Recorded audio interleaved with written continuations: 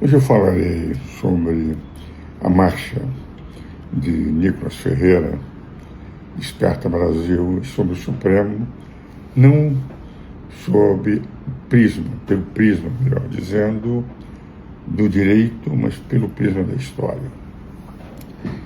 As pessoas vão dizer, senhor, com que autoridade fala sobre história? Sobre direito, sim, mas sobre história. Eu queria dizer o seguinte, só para justificar o que eu vou dizer.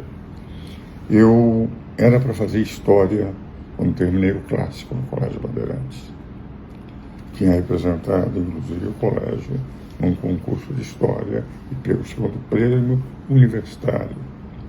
Mas o meu próprio professor de história me desaconselhou, dizendo que eu deveria fazer uma outra profissão, porque o historiador ele se faz naturalmente, como poeta se faz naturalmente, como romancista naturalmente. É importante ter instrumentos da história, mas o historiador é um analista dos fatos que ocorreram no mundo. Eu realmente continuei gostando de história. Tenho 7 livros de história publicados. Não só a história de São Paulo, eu já mostrei no meu Instagram, mas tenho uma breve história do mundo, tenho o estado à luz da história do direito e da filosofia, tenho a era das contradições, em que a primeira parte é só história, a era dos desafios, que a primeira parte é só história, e a minha breve teoria do poder é, de rigor, um isômetro do poder através da história, como a minha breve teoria sobre o constitucionalismo é a evolução do constitucionalismo no mundo através da história. Sou, por outro lado, membro da Academia Paulista de História e tive o privilégio de substituir o meu professor de História durante 3 anos no Colégio Bandeirantes. E um dos primeiros professores da USP de História foi Eduardo Oliveira França, que muito me honrou. Fui vice-presidente do Instituto Histórico e Geográfico de São Paulo, sou do Instituto Histórico e Geográfico do Distrito Federal e sou do Instituto Histórico de Arceburgo, em Minas Gerais. O que vale dizer, sempre gostei, escrevi e pertenço a essas instituições. Por isso, embora não seja um historiador, eu posso falar com alguma autoridade sobre história. E o que nós examinamos na história? Sou da Academia Paulista de História também, onde substituí Eduardo Oliveira França. O que nós, quando estudamos história, procuramos? Ou história dos fatos, isto é, vendo como foram os fatos, e não as interpretações que se deram na época, que servem como elementos para analisar os fatos. Examinamos o ambiente da época e, cronologicamente, procuramos buscar as razões, as causas, os efeitos daquelas decisões que foram tomadas na época. Há 3 vertentes, portanto, muito claras da história. Por exemplo, o Oliveira Cantor é da história cronológica, cantando fato por fato, etc. Já se nós dinamizarmos alguns historiadores, como Xenofonte, quando foi retirada dos 10.000, mais do que contar, ele contou as causas e os efeitos que lá nós tínhamos. O Coulanges, quando escreveu sobre a Grécia, sobre a cidade antiga, os costumes da Grécia e do Roma, analisou os fatos, a cidade, os costumes, o que era na época. 3 grandes autores que examinaram 3 facetas diferentes da história.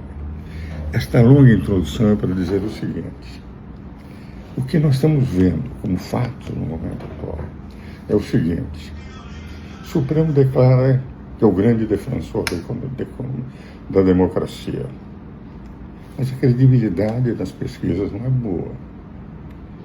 Hoje, a opinião do povo sobre ser uma instituição ruim ou uma instituição boa, o ruim vence a pesquisa sobre ser uma instituição boa.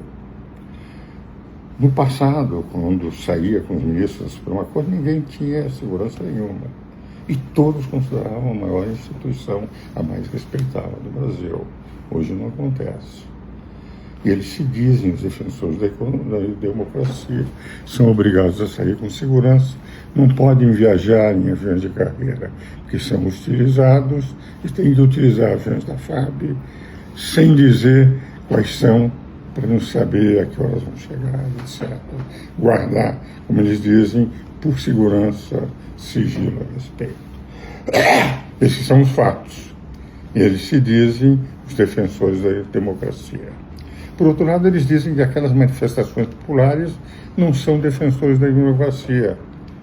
Mas as ruas ficam cheias, as cidades ficam cheias, e demonstrou Nicolas Ferreira que há uma multidão que foi, não só aquelas que foram até Brasília, apesar da chuva, etc., e com um milagre de ter caído um raio sobre essa multidão e não ter morrido ninguém, um verdadeiro milagre.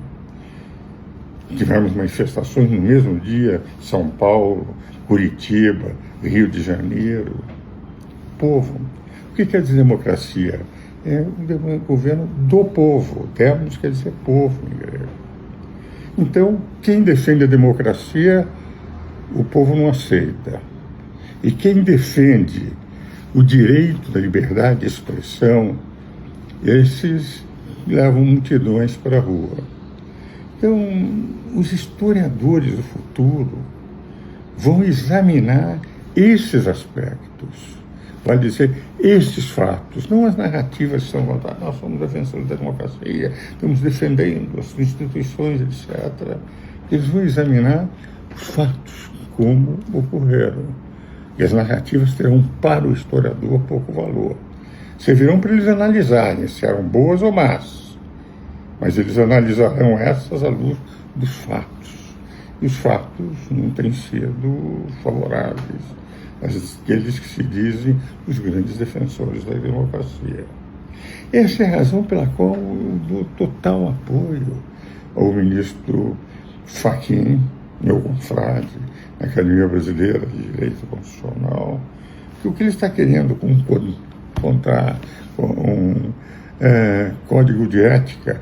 E na entrevista que deu no Estado de São Paulo de ontem, ele diz claramente que se o Supremo não percebeu o seu papel de ser guardião da Constituição, não legislador substitutivo do Legislativo, nem administrador substitutivo do Executivo, nem arvorando-se no verdadeiro titular da democracia, se nós não tivermos o Supremo voltando a ser, os ministros que aí estão têm qualidade de voltar a ser o que o Supremo era quando era a instituição mais respeitada do Brasil, ele tem medo de que, enfim, um poder externo venha tomar medidas contra o Supremo. É isso que consta da manchete do jornal Estado de São Paulo de ontem.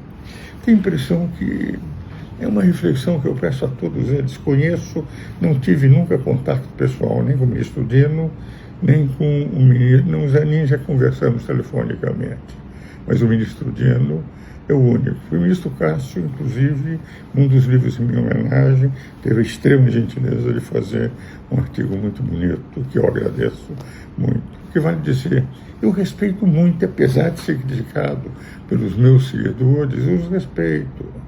Mas não concordo, porque, enfim, com todas as minhas limitações intelectuais, físicas, etc., eu vivi a vida inteira direito constitucional, desde 1957. Escrevi um número enorme de livros sobre direito constitucional no Brasil, no exterior, na América, na Europa, até na Ásia.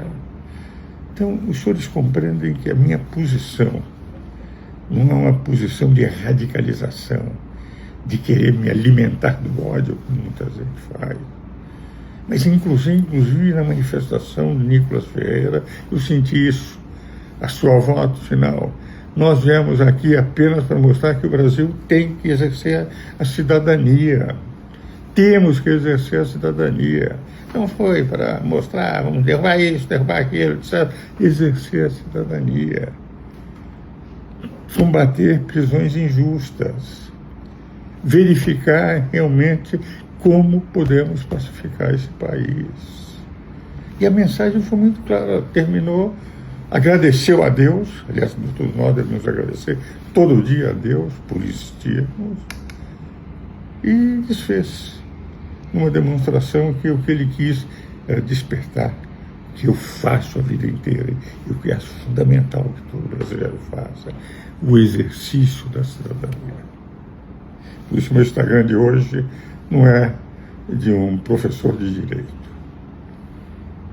é de alguém que sempre gostou da história, pertence a instituições de história, escreveu um livro sobre história, embora não seja um historiador formado em universidade, sempre nos livros que foram aceitos e por ele escritos sobre a história, um conhecimento, pelo menos, não desprezível da história, que examina fatos, que é o que eu procurei nesse Instagram, examinar para os meus queridos seguidores e amigos.